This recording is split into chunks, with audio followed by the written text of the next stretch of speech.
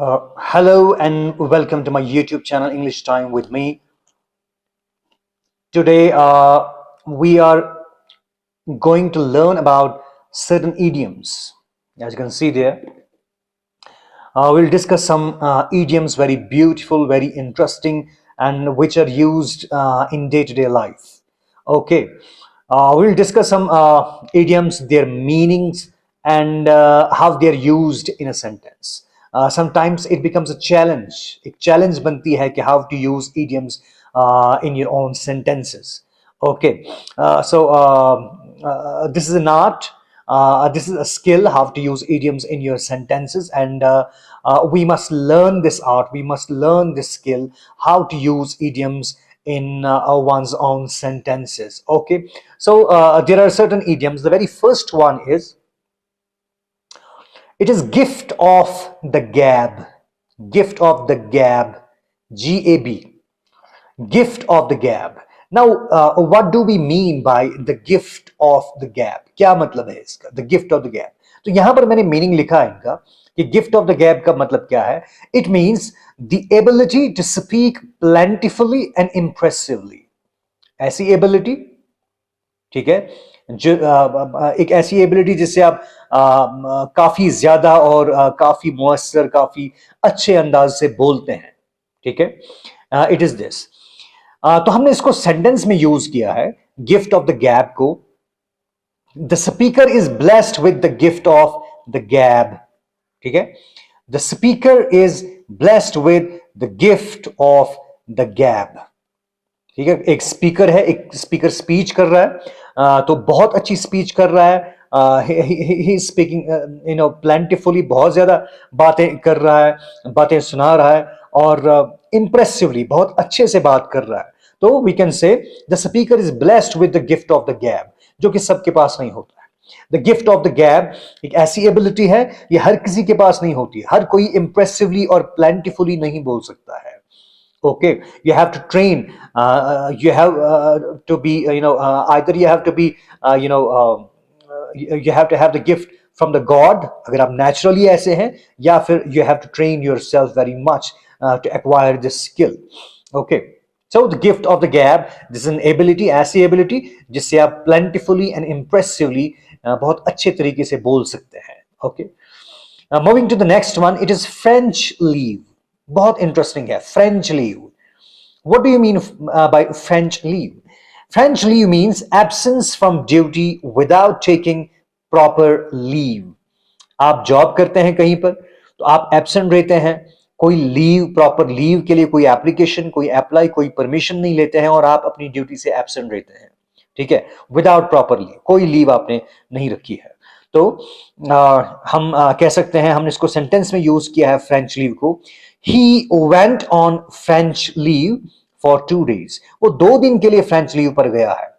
Okay, regardless of the consequences, आप extra use add कर सकते हो इसमें, रिगार्डलेस ऑफ द consequences. अगर हम इस फुल स्टॉप को आप क्रॉस कीजिए, ये फुल स्टॉप यहां पर नहीं है, यहां पर अगर आप एक्स्ट्रा ऐड करते हैं, हम इसको ये एक्स्ट्रा ऐड करते हैं, रिगार्डलेस ऑफ the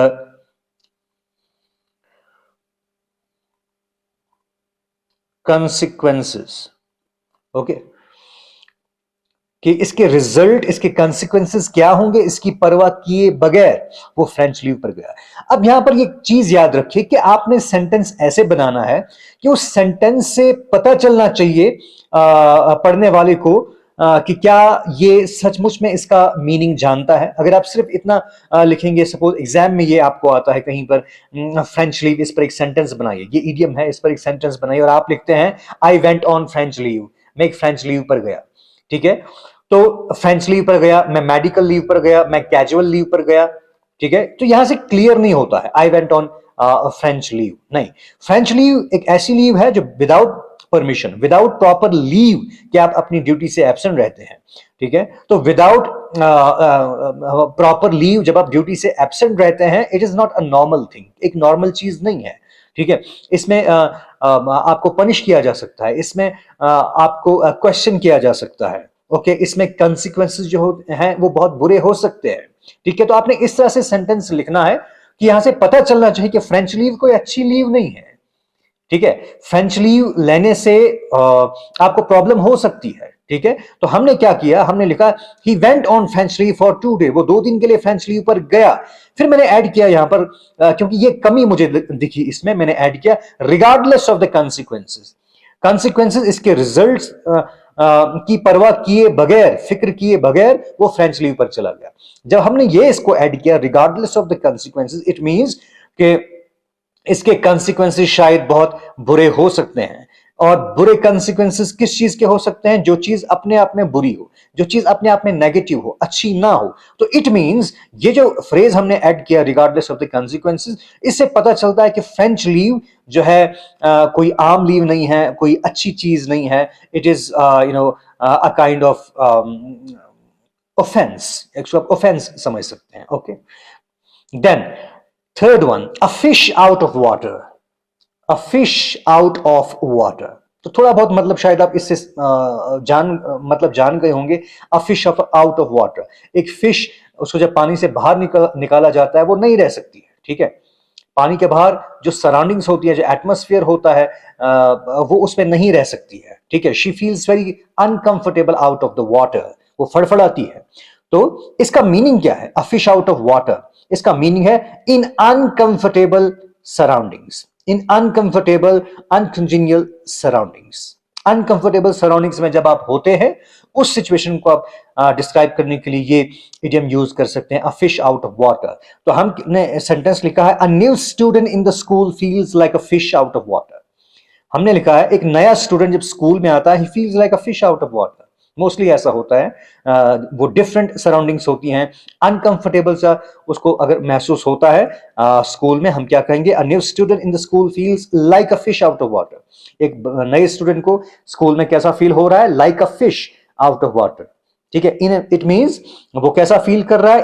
अनकंफर्टेबल वो फील कर रहा है, वो अनकंफर्टेबल सराउंडिंग्स फील कर रहा है। Okay, then number 4, to give one the slip. To give one the slip, किसी को स्लिप देना, अगर आप इसको ट्रांसलेट करेंगे, लेकिन इसका मीनिंग क्या है? To escape, to escape from a person who is seeking you, किसी ऐसे पर्सन से भागना, दूर भागना जो आपको जो आपके पीछे है, उससे दूर भागना।